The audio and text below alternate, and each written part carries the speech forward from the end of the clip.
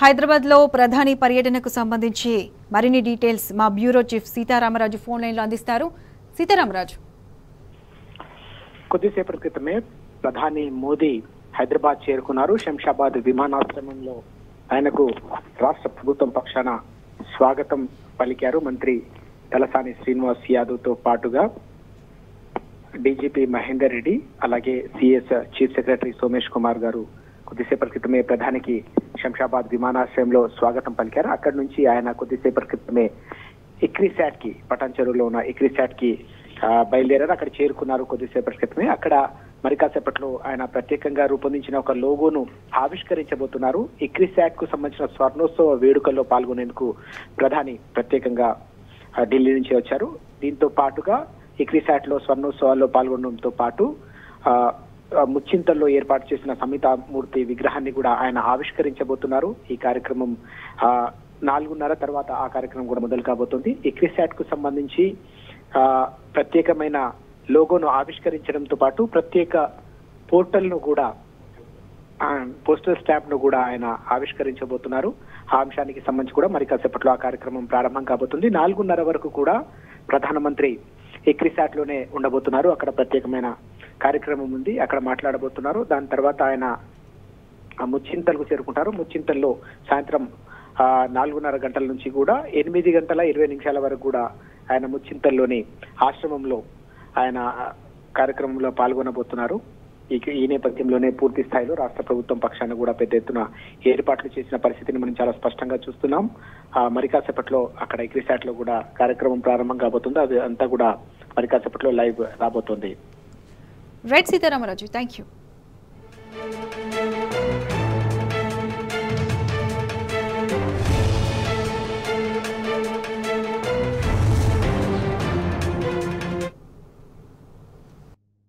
और कृषि क्षेत्र में शोध की महत्वपूर्ण भूमिका है. जिस तरीके से जलवायु परिवर्तन हो रहा है, ऐसे में ये बेहद जरूरी है कि नए नए वैरायटी के जो बीज हैं, जो किस्म हैं, वो किसानों तक पहुंचे. और इसीलिए लगातार प्रयास किए जा रहे हैं. और इसी प्रयास की जो एक कड़ी में प्रधानमंत्री नरेंद्र मोदी आज हैदराबाद के इक्रिसेट जो संस्थान यानी कि अंतर्राष्ट्रीय फसल अनुसंधान संस्थान है, वहां पर पहुंचे हैं. 50वीं वर्षगांठ है, उस समारोह का शुभारंभ भी करेंगे प्रधानमंत्री. और अभी उस प्रदर्शनी का अवलोकन कर रहे हैं जहां पर अलग अलग वैरायटी के बीजों को रखा गया है, अलग अलग किस्मों की फसलों को प्रदर्शित किया गया है.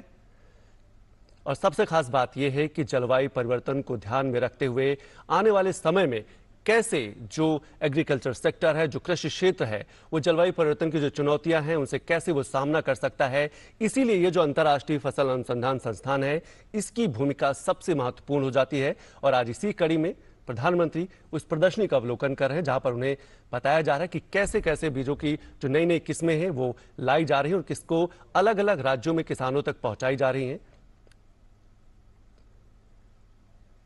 जो अंतर्राष्ट्रीय फसल अनुसंधान संस्थान, इसकी एक और खास बात है कि कम पानी वाली बीजों का भी इसने कई किस्में लोगों तक पहुंचाई है, किसानों तक पहुंचाई है. यानी कि बहुत से ऐसे क्षेत्र हैं जहां पर पानी की थोड़ी समस्या है, वहां पर ऐसे किस्म, ऐसे बीज डेवलप किए गए हैं, उनका शोध किया गया. इस अंतर्राष्ट्रीय फसल अनुसंधान संस्थान के माध्यम से शोध किया गया है कि कम पानी में भी वो फसलें अच्छी उत्पादित हो सकती हैं, अच्छा उत्पादन दे सकती हैं.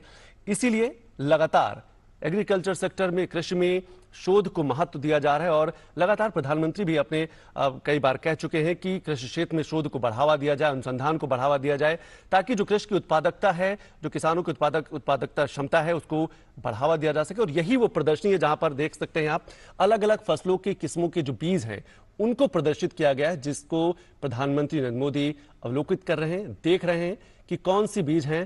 और इसके साथ साथ आप देख सकते हैं, देख रहे हैं कि कौन सी बीज हैं.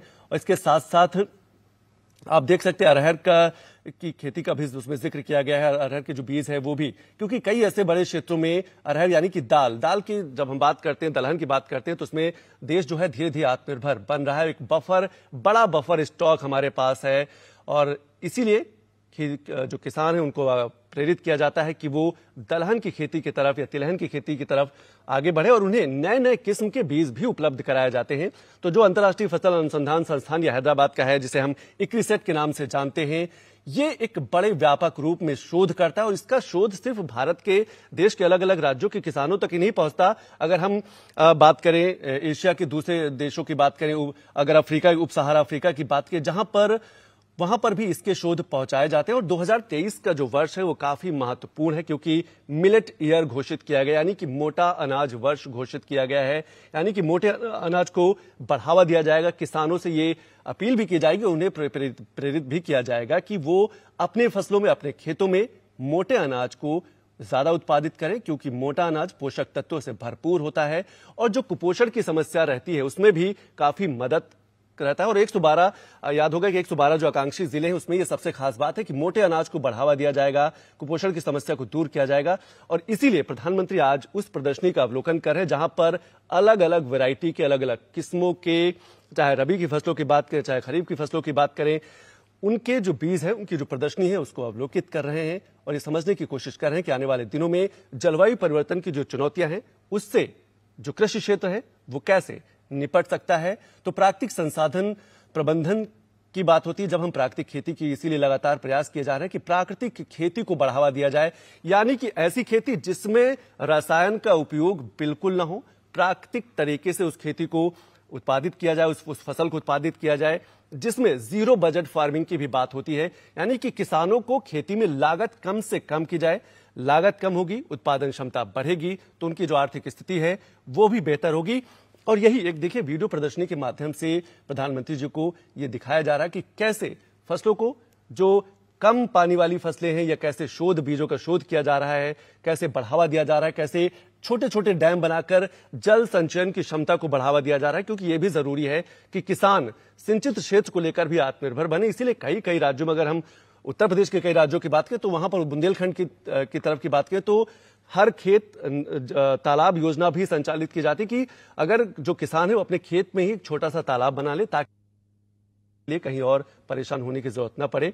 तो प्रधानमंत्री एक प्रदर्शनी का अवलोकन कर रहे हैं जिसके माध्यम से यह बताया जा रहा है कि अलग अलग शोध के माध्यम से ये मोटा अनाज है, जिसके 2023 को मोटा अनाज घोषित किया गया और मोटे अनाज को ज्यादा बढ़ावा दिया गया है ताकि मोटा अनाज जो अगर ज्यादा उत्पादित होगा तो जो पोषक तत्व हैं हमारे आपके स्वास्थ्य को भी बेहतर किया जाएगा। इसीलिए अगर हम किसानों की आर्थिक क्षमता की बात करें तो सरकार लगातार ये प्रयास कर रही है कि ऑनलाइन मंडियां स्थापित की गई हैं कि वो सीधे अपना जो उत्पादित जिन्स है वो कहीं भी किसी भी बाजार में जाके बेच सकता है ताकि वो आर्थिक रूप से अपनी संपन्नता को बरकरार रखे। और सरकार का मकसद यही है कि किसानों की जो आय है वो लगातार बढ़ती रहे, उनके पास ऐसे बीज, ऐसे जिन्स पहुंचे जिससे वो अपनी उत्पादन क्षमता को बढ़ा सके। और इसमें सबसे खास बात है रेन वाटर मैनेजमेंट, जिसका जो प्रधानमंत्री नरेंद्र मोदी इस समय देख भी रहे हैं कि रेन वाटर मैनेजमेंट की जो संरचना है उसको कैसे आगे बढ़ावा दिया जा सकता है और खास तौर से किसानों को इस बात के लिए प्रेरित किया जा सकता है कि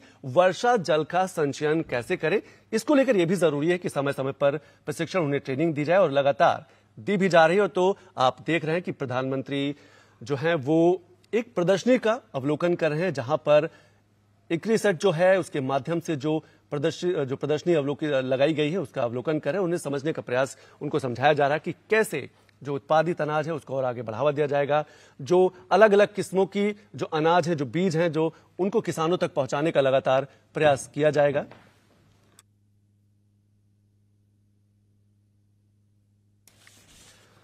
तो प्रधानमंत्री हैदराबाद पहुंचे हैं और इक्रिसेट इस समय है जो अर्धशुष्क उष्ण कटिबंध का अंतर्राष्ट्रीय फसल अनुसंधान संस्थान है वहां का वो दौरा कर रहे हैं। इस समय एक प्रदर्शनी वो देख रहे हैं, उस प्रदर्शनी में अलग अलग बीजों को अवलोकित किया गया, एक प्रदर्शनी लगाई गई है और मोटे अनाज को बढ़ावा देने के लिए लगातार किसानों को प्रेरित किया जा रहा है। और इसीलिए अंतर्राष्ट्रीय 2023 का जो वर्ष है, अंतर्राष्ट्रीय मोटा अनाज वर्ष भी घोषित किया गया है कि इससे लोगों को जोड़ा जा सके। ये जो मोटा अनाज है हमारे आपके स्वास्थ्य के लिए तो बेहतर है ही, साथ साथ कृषि की जो उत्पादन क्षमता है उसको भी बढ़ाता है, किसानों की आमदनी को भी बढ़ाता है।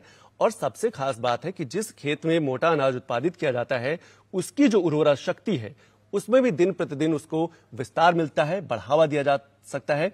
आप बिल्कुल स्पष्ट देख पा रहे हैं कि जो प्रदर्शनी है वो ज्यादातर से मोटे अनाजों की प्रदर्शनी है, दलहन है, तिलहन है। इसके साथ साथ जो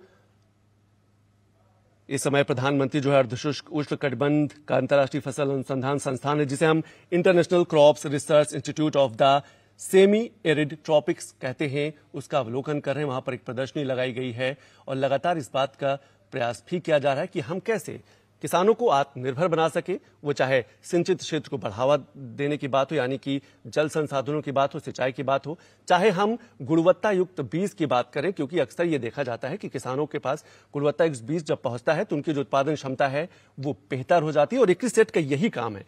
इक्रिसेट जो अंतर्राष्ट्रीय फसल अनुसंधान संस्थान है, इसका यही काम है कि अलग अलग किस्म के बीजों को शोधित करना, शोध किया जाता है और उस शोध को जो चीजें निकल के आती है वो किसानों तक पहुंचाई जाती हैं ताकि किसान अपने खेतों में उसका उपयोग करें। और जो अंतर्राष्ट्रीय फसल अनुसंधान संस्थान है यह हैदराबाद में, जिसे हम इक्रिसेट कहते हैं, ये सिर्फ अपने देश के लोग किसानों तक ही यहाँ के शोधित बीज नहीं पहुंचते, रिसर्च किए हुए बीज नहीं पहुंचते, ये एशिया के दूसरे देशों में भी जाता है। खासतौर से उप सहारा अफ्रीका की बात करें, जहां पर काफी मदद की जा रही है, ऐसे बीज पहुंचाए जा रहे हैं कि कम पानी में ही उत्पादित हो सके, क्योंकि वहां का जो जमीनी स्थिति है वो इतनी अच्छी नहीं है। इसको बढ़ावा दिया जा रहा है कि ताकि उन फसलों में ज्यादा पानी की जरूरत न हो। और प्रधानमंत्री नरेंद्र मोदी एक ऐसी ही प्रदर्शनी का अवलोकन कर रहे हैं। उनको समझाया जा रहा है कि ये मोटे अनाज है, इनको कैसे देश के अलग अलग किसानों के खेतों में पहुंचाया जाएगा। तो इक्रिसेट प्रधानमंत्री नरेंद्र मोदी इस समय हैदराबाद के अंतर्राष्ट्रीय उष्णकटिबंध का अंतर्राष्ट्रीय फसल अनुसंधान संस्थान के दौरे पर है और ये 50वीं वर्षगांठ समारोह का यहाँ पर आयोजन हो रहा होगा और उसका ये प्रधानमंत्री शुभारंभ भी करेंगे। तो आप देख सकते हैं मोटे अनाज आपके टीवी पे दिख रहे हैं, जिसमें बाजरा है, मोटे अनाज है, उनको प्रदर्शित किया गया। यही प्रदर्शनी ये जो है मोटे अनाजों की ही प्रदर्शनी है ताकि आने वाले दिनों में जो 2023 का लक्ष्य है उसको पूरा भी किया जा सके।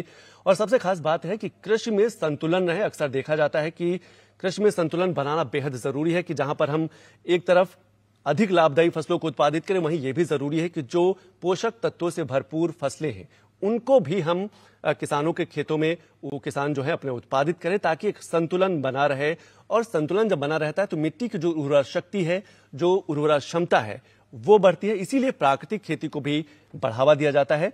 तो आप देख रहे हैं कि प्रधानमंत्री कैसे जो एग्रीकल्चर सेक्टर से जुड़ी हुई यानी कि कृषि प्रदर्शनी का अवलोकन कर रहे हैं।